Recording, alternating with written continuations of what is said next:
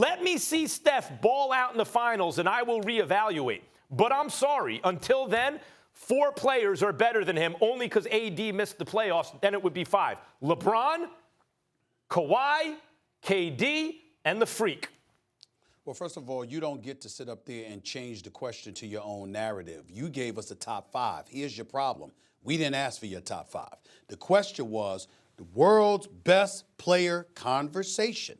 And that's what it comes down to. It could be top 5, it could be top 10. You can look at it any way you want to. You can look at it based on position. One of the things that we talk about, Max, when we talk about the Mount Rushmore of basketball, we talk about Bill Russell. We talk about Kareem Abdul-Jabbar, guys like that. Kareem Abdul-Jabbar had the sky hook. Kareem Abdul-Jabbar, because it was the one unstoppable move that we've ever seen in NBA history, the man had over 38,000 points, all-time leading scorer. He's a 6-time champion, 19-time All-Star. We can't have a conversation about the best in the world without him being in it.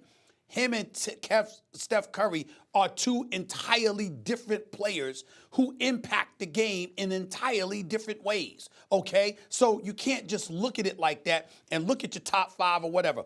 I know Kawhi, LeBron, KD, and all of those guys on its face are better than Steph because obviously they're more formidable defensively than Steph Curry. But let's appreciate the fact that this guy is worthy of being in a best player in the world conversation because of the impact that he has. This same dude, who, by the way, was injured the year you're talking about, he choked in the postseason. The bottom line is this: career averages in the postseason, career averages, when all is said and done, 26-6 on 45% shooting from the field, 40% shooting from three-point range. Now, those are actually worse numbers than what he does in the regular season percentage-wise. That's a legitimate argument.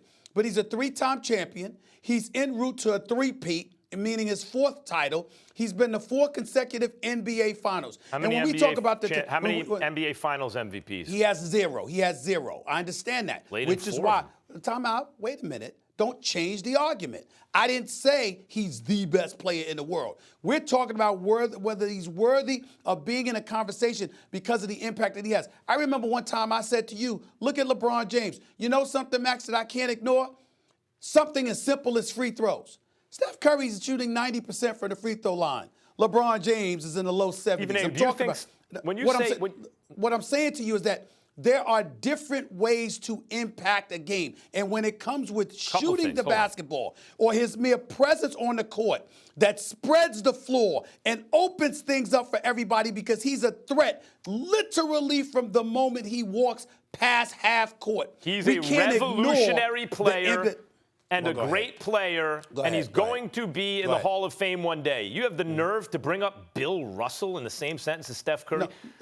Bill Russell played. See what I'm saying? That annoyed me right there. Bill Russell played in 21 deciding games in his career. Amateur pro was 21 I've only made the point that it's 2 completely different positions, and you affect the game in 2 completely different ways. That's the only reason I brought that up. Okay, let's define what we're really talking about. I think to say, is he in the best player in the world conversation, you can make a credible argument that he's the best player in the world. I don't think you can do that with Steph. Offensively, he's in the argument. He's nowhere to be found. Defense, he tries to play defense. I like the way Steph tries to play defense. He's just not capable of playing it at a very high level. So offensively, there are other players just as good as him.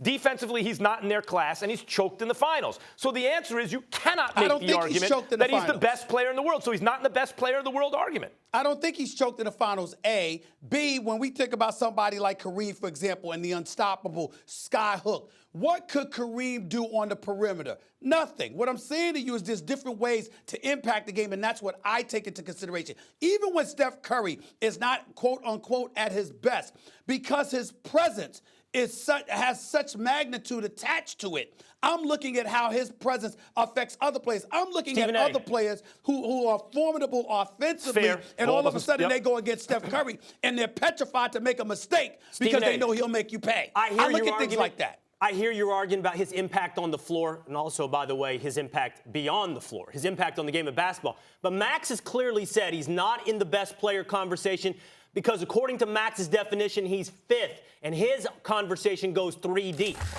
You rattled off, Stephen A., Kawhi, KD, LeBron. Where exactly is Steph in your conversation? Because I want to know how deep your conversation goes. I don't think about Steph Curry in terms of the way I look at those other guys. Like, for example, when you had Jordan or you had the Pippins of the world or people like that, your size, your ability, your athleticism, how formidable you are, all of these things come into play.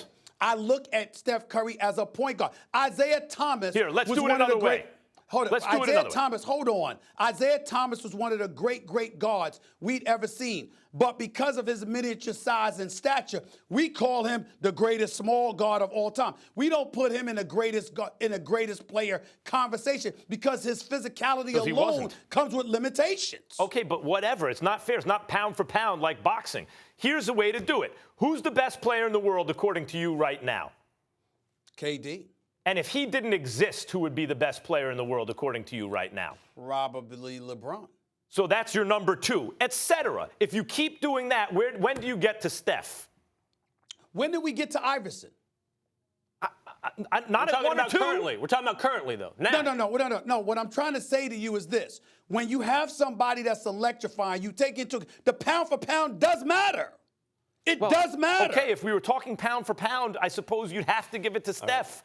Right, or Isaiah Thomas, not the Hall of Famer, right? Like you have to give it to the best short player you can find. We got to leave it. We got to leave it here. I mean, I will say this, Max. We went after Stephen A., but by your own standards, you put Giannis ahead of Steph, and Giannis, as much as I love him, he doesn't have the bona fides even close to what Max Steph has. Max has Giannis ahead of KD. I know. No, not at the moment. Not at the moment. But the disrespect to Steph with 2 MVPs, Whoa. unanimous MVP. What do you mean not at the moment? You just said this last week. No, I told you this. Change it day to day. I do based on the playoffs. I said this playoff series will determine the best player in the world. Between Giannis and Kawhi. But because they're writing the script right now. All right, we got to leave it. By the way, fair point about Giannis. The jury is out. Now we're going to find out about it.